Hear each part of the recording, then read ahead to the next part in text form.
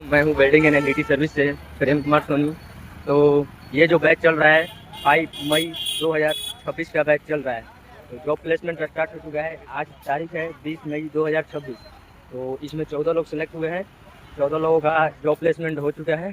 तो 14 लोगों को लेने के लिए एक कंपनी का बस आई है। यहाँ पे देख लीजिए आप लोग, यहाँ पे लड़के लोग खड़े हैं। ये सारे लोगों का जॉब प्लेसमेंट हो चुका है। सारे लोगों का शटडाउन में हुआ है और ये कंपनी का बस है। कंपनी का बस आई है लेने के लिए। ये सारे लड़के लोग जाने वाले हैं। यही वो बस है, जामनगर के लिए जा रही है। ये पूरी रात बस चलेगी और सुबह में पहुंचाएगी ये जामनगर।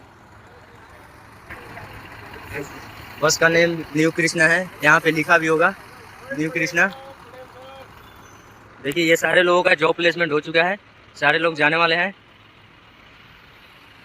वो बस का फैसिलिटी बहुत ही अच्छा है। ये अंदर का नजारा है। 5-6 वाला कौन है? 5-6 नंबर वाला टिकट किधर है?